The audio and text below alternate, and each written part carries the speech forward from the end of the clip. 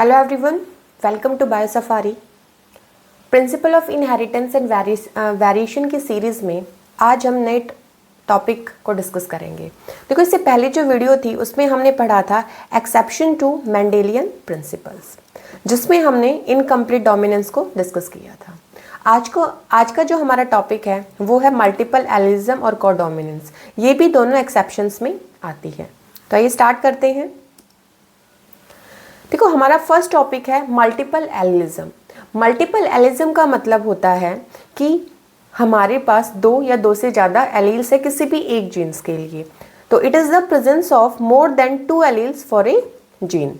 जैसे हमारे अंदर जो एबीओ ब्लड ग्रुप है, ए है, बी, ए बी या ओ, ये किसका एग्जाम्पल है? मल्टीपल एलिज्म का। ऐसा क्यों है? क्योंकि जो हमारा एबीओ ब्लड ग्रुप है उसको जो कंट्रोल करता है उसका नाम है आई जीन। तो जो जीन आई है उसके पास 3 एलील्स है। देखो, आई ए ब्लड ग्रुप ए के लिए, आई बी बी के लिए और आई ओ ब्लड ग्रुप ओ के लिए। अब देखो, यहाँ पे ऑब्लिक करके स्मॉल आई लिखा हुआ है। इसका मतलब क्या है कि जो हमारे पास ब्लड ग्रुप ओ है वो क्या है? रिसेसिव फॉर्म में है। ठीक है, तो अब हम देखते हैं कि हमारे पास मल्टीपल एलिज्म मतलब एबीओ ब्लड ग्रुप के केस में क्या जीनोटाइप होगी, ठीक है, और क्या फिनोटाइप होगी। तो जीनोटाइप की अगर बात करें तो हमारे पास 6 जीनोटाइप्स है, ठीक है, और 4 फिनोटाइप है। ठीक हो, फिनोटाइप में क्या होगा? ब्लड ग्रुप, जैसे ब्लड ग्रुप ए कब होगा? बी, ए बी या ओ। तो देखो, जब अगर हम ब्लड ग्रुप ए की बात कर रहे हैं तो ये दो कंडीशन होगी। क्या तो दोनों एलील्स है उसमें आई ए हो, ठीक है, या फिर एक ए हो और एक ओ हो। क्योंकि देखो, यहाँ पे जो O है वो रिसेसिव है और A डोमिनेटिंग है। तो इन दोनों केसेस में क्या होगा? ब्लड ग्रुप A होगा। सिमिलरली बी भी इसी तरीके से, दोनों क्या हो? आई बी और एक आई बी हो और एक आई ओ हो। उस केस में भी हमारा ब्लड ग्रुप क्या होगा? बी होगा।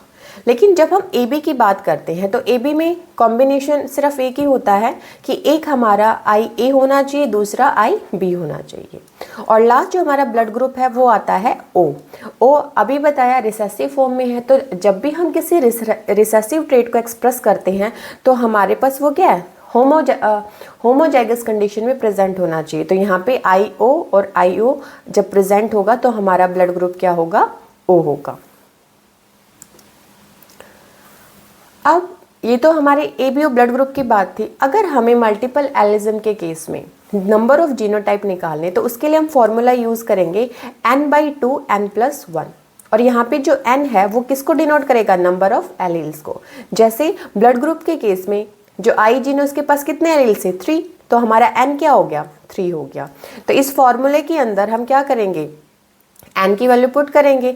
n कितना है? 3, तो 3/2 3+1।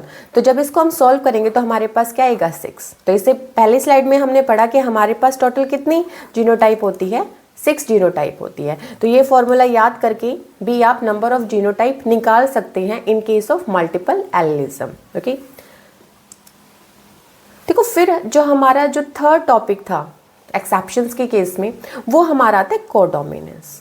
देखो, को का मतलब होता है कॉमन सा, ठीक है, कॉमन का मतलब 50-50, डोमिनेंस का मतलब डोमिनेट करना। तो जब कोई भी एलील है, जैसे 2 एलील्स है, जब दोनों अपने आप को एक्सप्रेस करते हैं इक्वली, ठीक है, 50-50, तो उसको हम कह देते हैं कोडोमिनेंस। ओके, जैसे अभी हमने ब्लड ग्रुप की बात की ना, जैसे अभी दिखाते हैं इसमें ए बी की बात की थी ना, तो ये जो ए बी है किसको डिनोट कर रहा है? कोडोमिनेंस को। क्यों? क्योंकि देखो, एक के पास आई ए है और दूसरे के पास आई बी है। तो इस केस में ये जो हमारा ब्लड ग्रुप ए बी है वो किसको डिनोट कर रहा है? कोडोमिनेंस को। ओके, तो कोडोमिनेंस को अगर डिस्क्राइब करना है तो हम कैसे उसको डिस्क्राइब करेंगे?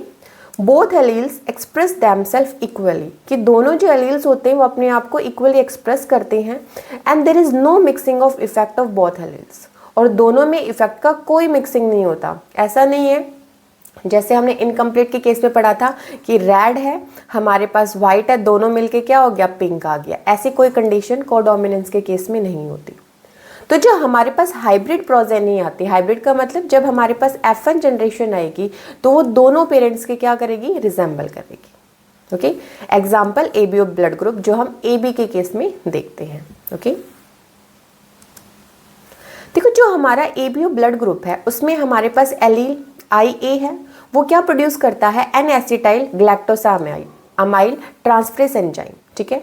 और ये जो एंजाइम है ये H एंटीजन जो कि RBC की मेम्ब्रेन पे प्रेजेंट होता है उसको क्या करती है, रिकॉग्नाइज करती है, और ये ऐड करता है एन एसिटाइल ग्लैक्टोसामाइन को two sugar part of the H antigen to form A antigen. कहने का मतलब ये है कि हमारे पास जो IA है, ठीक है, वो A एंटीजन फॉर्म करता है, ठीक है।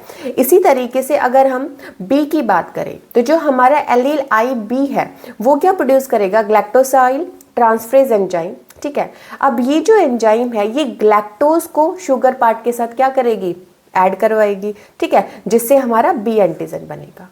तो सिंपली आपको याद रखना है कि अगर हमारे पास IB है तो वो B एंटीजन बनाएगा, अगर हमारे पास IA है तो वो A एंटीजन बनाएगा। क्लियर? जब हमारे पास ये दोनों एलील्स IAB एंड IB जब दोनों प्रेजेंट होते हैं किसी पर्सन में, तो ये जो दोनों एंजाइम्स है और शुगर है, ठीक है, तो उसमें दोनों एंटीजन्स होंगे A और B।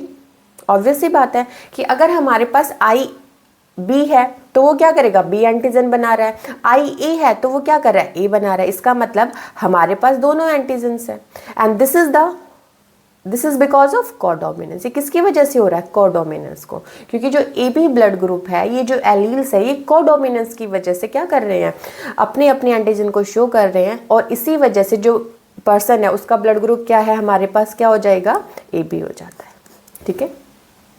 तो ये वीडियो थी हमारी एक्सेप्शन से रिलेटेड, ठीक है। तो आज के इस वीडियो में हमने एक्सेप्शंस को डिस्कस किया है, इनकम्प्लीट डोमिनेंस, मल्टीपल एलिज्म और कोडोमिनेंस। अब जो नेक्स्ट वीडियो हमारी आएगी उसमें हम स्टार्ट करेंगे इनहेरिटेंस ऑफ 2 जीन्स को, ठीक है। अगर आपको वीडियो अच्छी लगी तो please like, share and subscribe करें और बेल आइकन को हिट करें।